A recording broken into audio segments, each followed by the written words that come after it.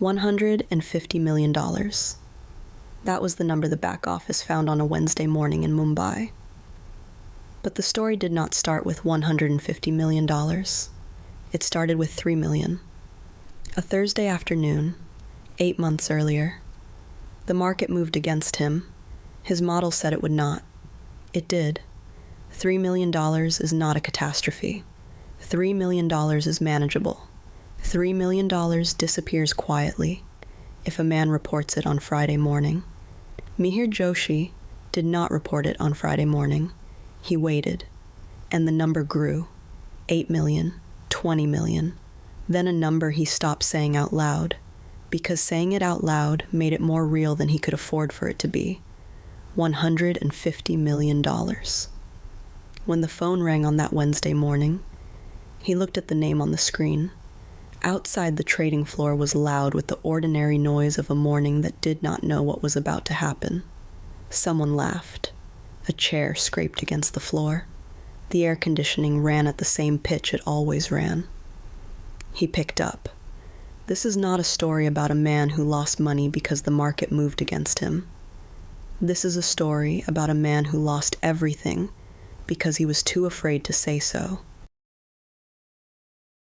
Mihir Joshi grew up in Kolkata, in a flat on a narrow street in Bhawanipur, where the walls were thin enough that you could hear the neighbors arguing through the plaster. His father was an accountant at a textile firm in Bora Bazaar for 31 years. Same desk, same firm, same hours. He never missed a deadline. He never took a sick day. That was not a sick day. One evening, when Mihir was 11, his father spread a pay slip on the kitchen table and pointed to the net figure at the bottom. "This number," his father said, "is the only number that does not lie. Everything else a man tells you about money is a story. This is the truth. Learn to tell the difference." Mihir was 11. He did not forget. He came to Mumbai at 23 with a degree in mathematics from Presidency University, and no connections that mattered in a city where connections were the first thing people checked. He joined the back office of a mid-sized brokerage in Bandra Kurla complex. Not the trading floor. The room behind the trading floor, where other people's positions were reconciled, checked, and filed. He spent 2 years there, learning the architecture of the system from the inside, how a position moved from execution to confirmation, where the compliance layer looked and where it did not, what a balanced book was supposed to look like in a risk report. He watched. He learned. When a vacancy appeared on the equity desk of a larger bank, he applied without telling anyone he was applying. His manager at the time said the interview panel had asked who had recommended him. Nobody, Mihir had said. They hired him anyway. By 2023, he was the person the equity desk called when a mid-cap position did not behave the way the model said it should.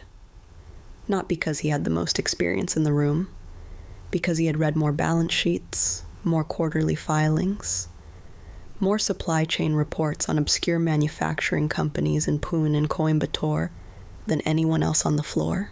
He had done it on weekends. He had done it on the train. He had done it because the work was the only currency he had that no one could question. His wife Shruti had watched him do this for years. One evening, she looked up from a book and said, "You work like someone who is trying to prove something." He said he was just being thorough. She looked at him for a moment and went back to her book. She did not push. She knew when to wait. There was a position in the autumn of 2024. A mid-cap infrastructure company whose order book Mihir had been tracking for 6 months. The consensus on the floor was cautious. Mihir read the numbers differently. He went in with a position larger than anything he had taken before, within his authorized limit, and held it through 2 weeks of noise that made his colleagues ask whether he was sure. He was sure. The position paid in 11 days. His desk had mentioned his name in a meeting with senior management for the first time. A colleague who had never spoken to him directly came over and asked which sectors he was watching.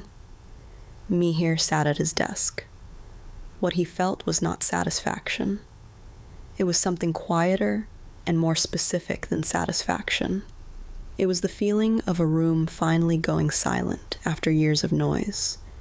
The sense that the work had been confirmed not by a manager who needed to keep him motivated, or a colleague who needed something from him, but by the only thing in his professional life that had no reason to be kind to him. The market had looked at what he knew and said yes. That yes was the feeling Mihir Joshi would spend the next 8 months trying to protect. He did not know yet that the market's yes is not a promise. It is a data point. The position that broke first was not the one anyone would have predicted. January of 2025, a mid-cap construction company Mihir had held for 3 months. The quarterly results came in below expectations. Not dramatically, a margin compression that the company attributed to input cost inflation. Mihir had modeled for some compression, not this much. The position dropped 8% in 2 sessions. He sat with it for a day. The loss was $3 million. Manageable. Reportable. The kind of number a desk head takes in and moves past. Mihir had seen it done. He had watched colleagues report larger losses in smaller sentences and continue to their next meeting without the building collapsing around them. He picked up the phone to call his desk head. He held it for a moment. Then he put it down. He told himself he would wait 1 more session. The results had been read too harshly. The market would correct. He had been right about this company for 3 months. He was not wrong now. He was early. He opened the risk system and entered an offsetting position. A short on the same stock, same size, same date. On paper, the book was flat. In reality, the long position was still open and still falling. The risk report that afternoon showed nothing unusual. No one called. That was the moment the danger began. Not because he had hidden a loss, because the system had accepted the explanation without asking a question. February, the stock did not recover. The market that month was absorbing a series of foreign institutional investor outflows that no one had fully anticipated.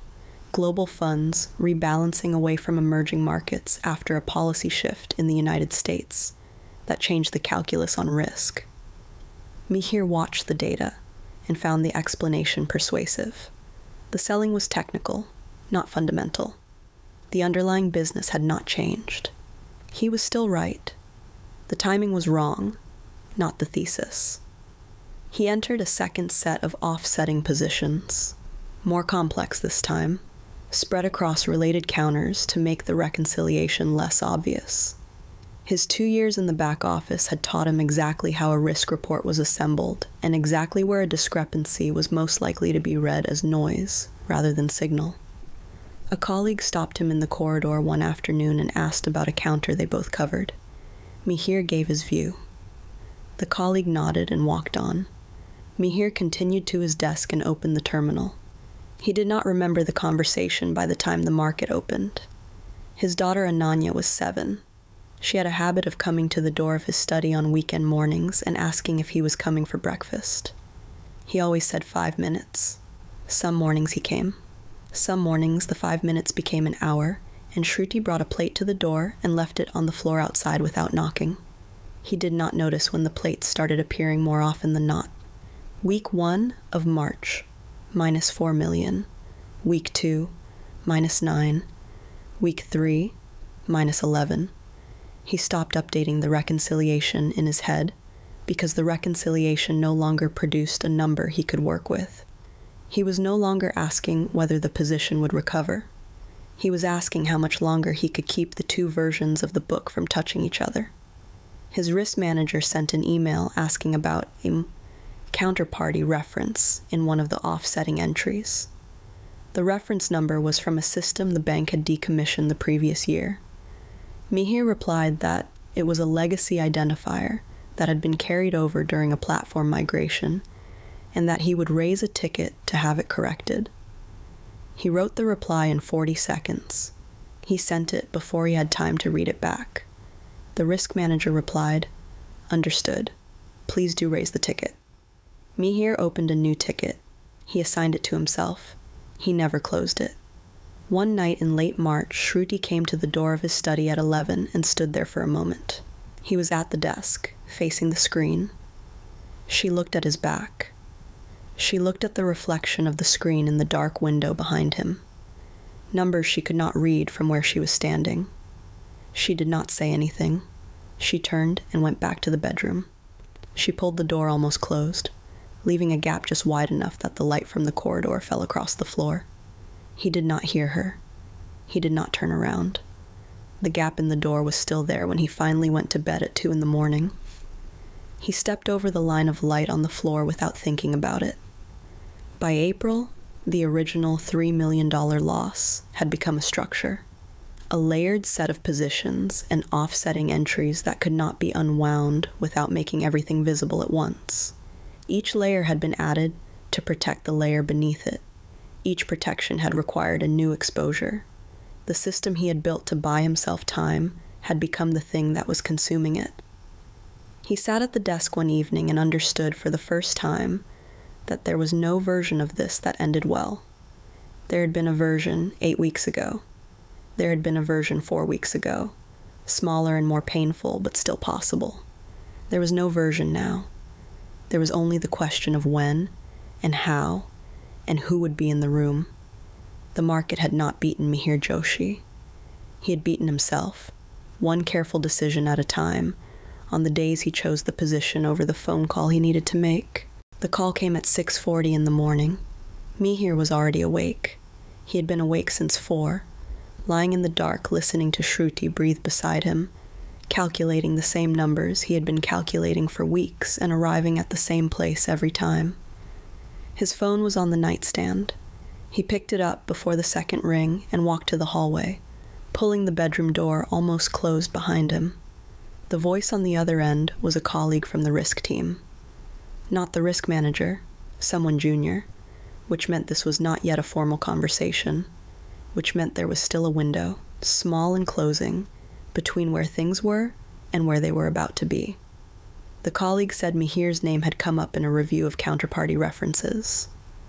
There were several entries that back office could not reconcile against external confirmations.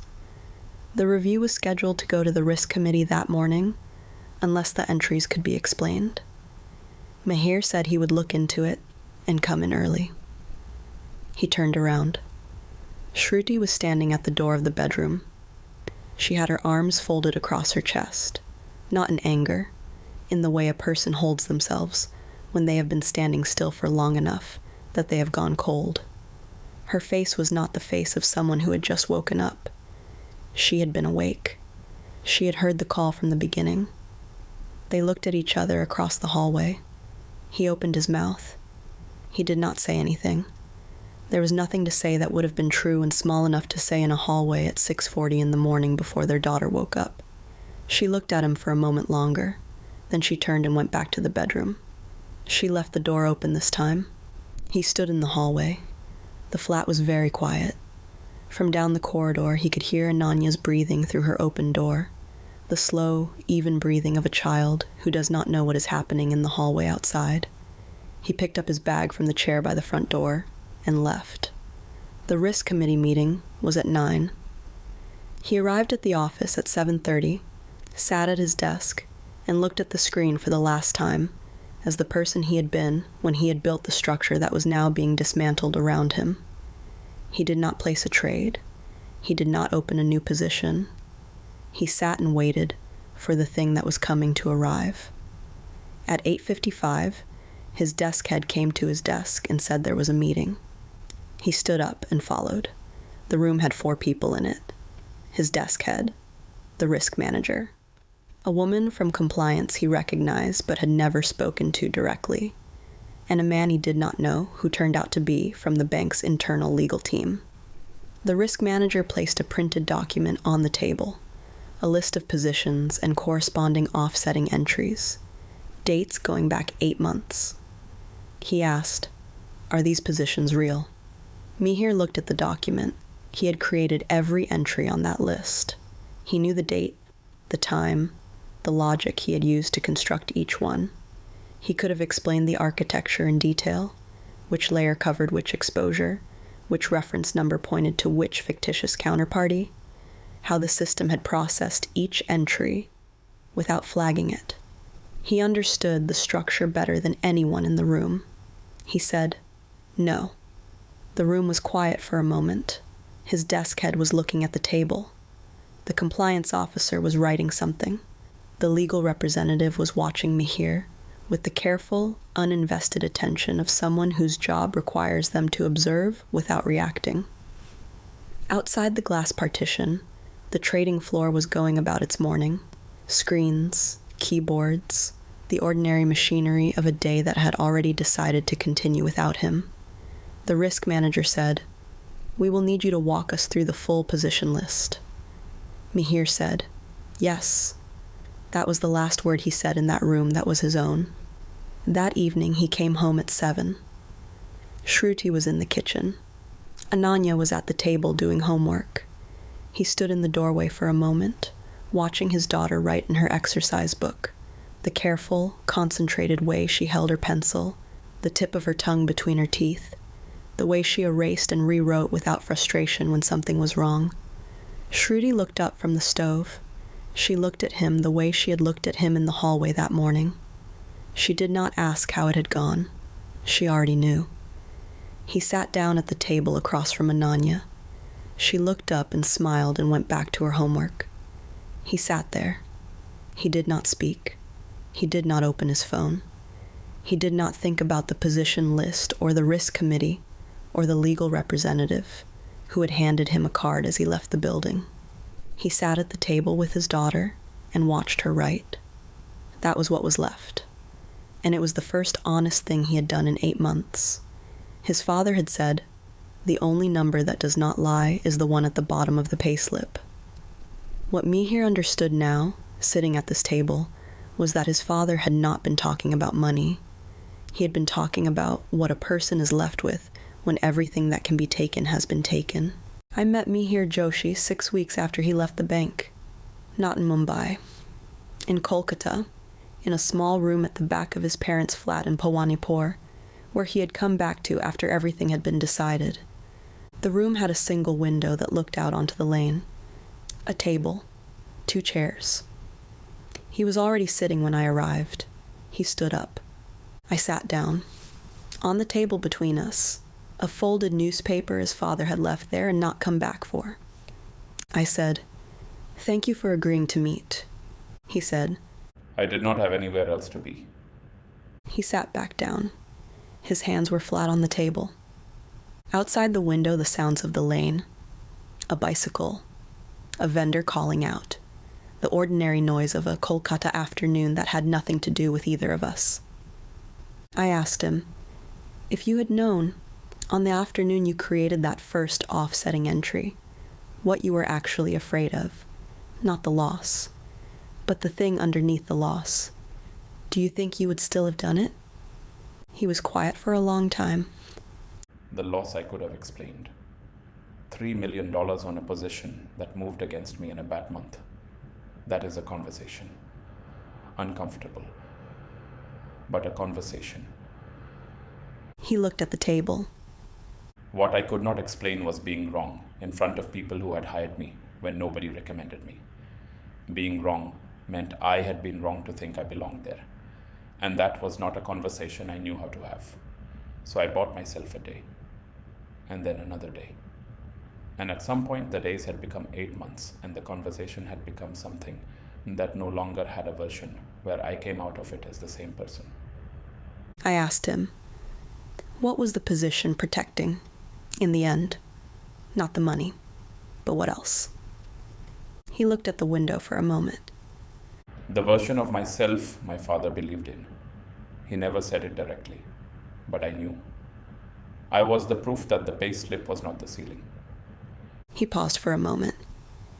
Every time I went home to Kolkata, I was the evidence that something else was possible. If I came back as the person who had failed, I was not just losing a job. I was taking something from him that I had no right to take. Outside, the vendor's call moved further down the lane and faded.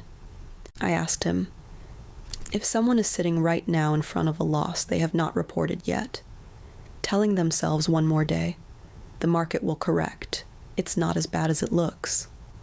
What would you tell them about what they are actually afraid of? He did not answer immediately. I would tell them the loss is not the thing. The loss is manageable. People survive losses. What you are afraid of is the moment the person across the desk looks at you differently. The moment the story you have been telling about yourself turns out to have a hole in it. He looked at his hands on the table. But here is what I did not understand then. That moment is coming regardless. The only question is whether you choose it or whether it chooses you. He turned toward the window, then back. And if you choose it, if you walk in on a Friday morning and say the number and sit down and let it be what it is, you still have the thing that matters. You still have the story. You have just changed the ending. Before I turned, I looked at him once, and I nodded, just once. He saw it. Something in his face shifted. Not relief, not quite. Something smaller and more durable than relief. I walked out into the lane. Some people understand the cost of a decision only after they have paid it. Mihir Joshi was still paying. The bank completed its internal review in May. The position list was closed. The offsetting entries were written off. The total loss attributed to the structure Mihir had built over 8 months was $143 million. The figure was reported to the regulator. Legal proceedings were initiated. Mihir is no longer in Mumbai. There is no desk to go back to. He is in Kolkata. His father's flat in Bhawanipur, the same narrow street, the same walls thin enough to hear the neighbors through. Shruti and Ananya are still in Mumbai. The flat they rented in Bandra is being given up at the end of the month. Shruti has gone back to the teaching job she left 4 years ago, when they moved to a larger place. Ananya does not fully understand what has happened. She knows her father is in Kolkata. She calls him on Sunday evenings. He answers every Sunday. The legal process has no conclusion yet. He does not use the word recovered for what is happening to him. He says it is not the right word. What is happening is smaller than that and more specific. He wakes up in the morning, and the first thing he thinks about is not a position. Most mornings. His father still spreads the newspaper on the kitchen table every morning. Mihir sits across from him and drinks tea and reads the headlines. They do not talk about the bank. They talk about the cricket, about the neighbor's new car, about what his mother is planning to cook for Sunday. The folded newspaper is still on the table in the back room. Neither of them has moved it. In the autumn of 2024, a mid-cap infrastructure company paid out the way Mihir knew it would, and a colleague walked across the floor to ask which sectors he was watching. He had felt, in that moment, that the work had finally spoken for itself. He still believes the work spoke for itself. What he does not know is whether that would have been enough, whether the yes from the market, repeated enough times, confirmed enough times, would have eventually been sufficient, or whether there would always have been one more position, one more proof, one more morning, where the number at the bottom still felt like it needed to be larger. He has not answered that question. His phone is on the table in the back room. On Sunday evenings, it rings once, and he picks it up before the second ring. That is the number that does not lie. Mihir Joshi did not lose his position because he made a bad trade. He lost it because he could not afford to be wrong in front of the people who had believed he was right. The market did not take that from him. He gave it away, one day at a time, to protect a story that was already true. This is one of many stories like this. I am Maya V. Wealth, the host of Wealth Paradox Global.